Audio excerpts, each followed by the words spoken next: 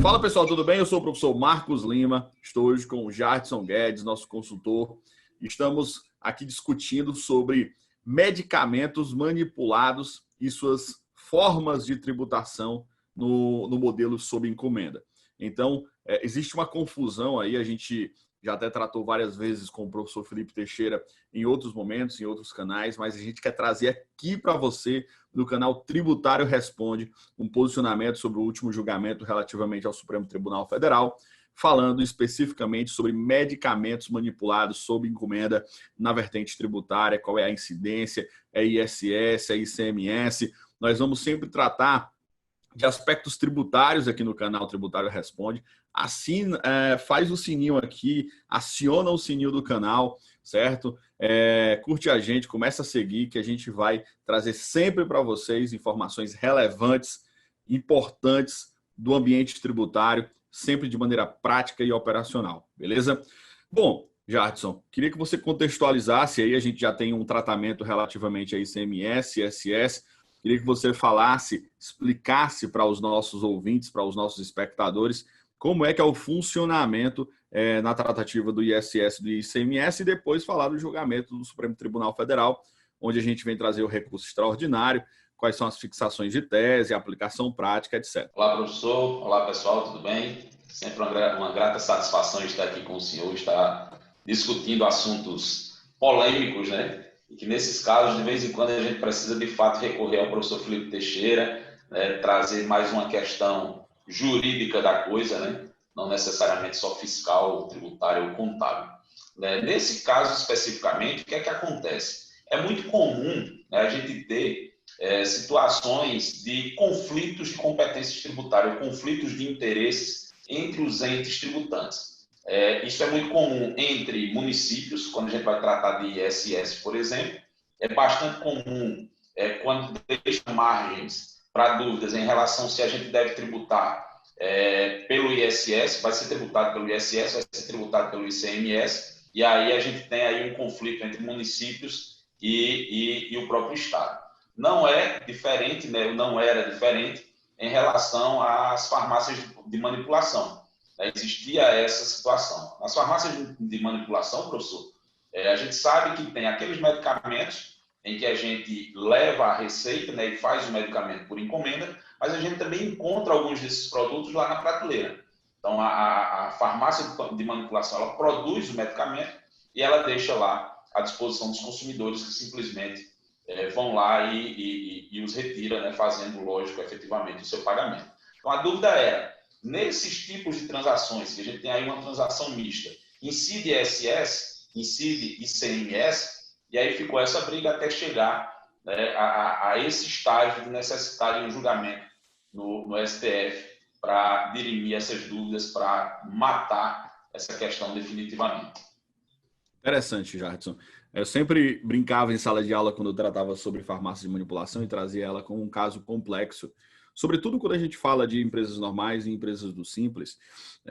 Quando eu falava de empresas normais, a gente trazia que, se você vai, pelo menos se você perceber que eu estou um pouco calvo, né? Então eu compro minoxidil, por exemplo, é um medicamento manipulado. Mas sempre que você vai na farmácia de manipulação e pede um minoxidil, por exemplo, ele já está exposto, né? Ele já é um produto que é bastante comum. Tá, tudo bem. Se é um produto exposto, ele está lá na prateleira, a gente sempre vai ter um tratamento de que aquilo de fato é uma revenda de mercadorias para fins de Estado. Na normalidade, eu tenho um tratamento de ICMS com a alta carga tributária, mas via de regra no Simples Nacional, eu tenho um tratamento tributário com menor carga tributária, porque eu venho lá para dentro da tabela do anexo 1. Se eu for para um estágio de serviço, eu vou para uma tabela do anexo 3, com um começo de alíquota de 6%. Então, a gente tem que sempre ponderar e fazer dentro da legalidade um aspecto de planejamento tributário para saber qual é o melhor cenário para o nosso cliente. Entender do negócio, entender do formato de negócio para que isso seja, de fato, aplicado com coerência, com sabedoria e com técnica pura.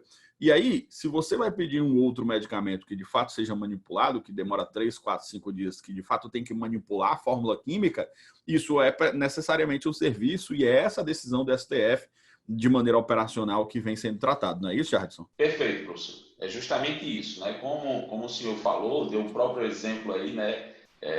Legislando em causa própria, se Né? o senhor chega se o senhor chega na prateleira e de fato faz uso do medicamento que lá já está exposto, de fato a gente tem uma tributação do ICMS. Então não tinha discussão em relação a essa temática. A discussão maior era em relação justamente quando se chega até a farmácia de manipulação com a receita, né? E você faz a encomenda desse medicamento. E aí é onde residia a maior dúvida, ISS ou ICMS. Nesses casos agora, né, de acordo com o julgamento lá no STF, do tema 379, e vale ressaltar que é um tema de repercussão geral, né, fixou-se a seguinte tese, né, o ISS sobre as operações de vendas de medicamentos, se forem preparados sob encomenda, ele vai incidir o ISS. Sob encomenda, o ISS. Se está lá disposto em prateleira, incide o ICMS. Interessante tratar isso de maneira até de conceito, né? Se a gente vai analisar a Lei Complementar 116 de 2003, que trata do ISS, eu trato de um conceito de prestação de serviço iminente. Se a gente analisa a Lei Candir, Lei Complementar 87, eu analiso o modelo em que há uma transferência de propriedade, portanto, uma circulação de mercadorias, e há o conceito de ICMS. Então, se confundem, então, por isso o STF julgou, por ser uma questão constitucional.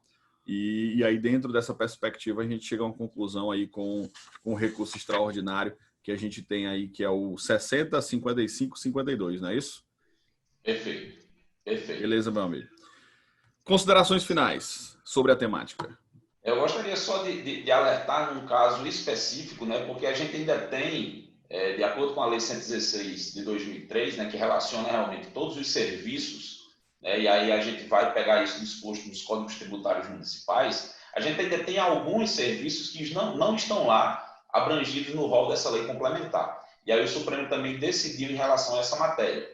No caso, o Supremo ele disse que nessas operações mistas, o ICMS ele deve incidir sobre o total das operações, tá? Somente no caso daquelas hipóteses que o serviço não esteja no rol da lei complementar. Então, o que é que isso significa? Está claro? A farmácia de manipulação está ok, é serviço, está lá no rol da lei complementar, vai ser tributado pelo ISS. Caso não esteja no rol da lei complementar 116/2003, aí a tributação em cima do valor total da operação será ICMS e não ISS. Mas isso se tratando de decorrências ainda da farmácia de manipulação, né? Eles têm outras atividades envolvidas, né, em processos técnicos envolvidos, mas isso é bem interessante mesmo. O Supremo deu uma abrangência, mas ainda não fixou. A gente vai ter outras tratativas aí operacionais, como é que a Receita Federal vai se posicionar nessa temática, como é que os órgãos estaduais vão se posicionar na temática, mas nós já temos um posicionamento do nosso Supremo, da nossa Suprema Corte em relação a isso. Muito bom. Jardson, muito obrigado pela participação. Pessoal, muito obrigado pela participação no canal Tributário Responde. De novo, ativa o sininho. Sempre que vier vídeos novos, você vai receber a notificação. Valeu, pessoal. Até mais. Tudo de bom. Show de bola. Muito obrigado, professor. Sempre à disposição.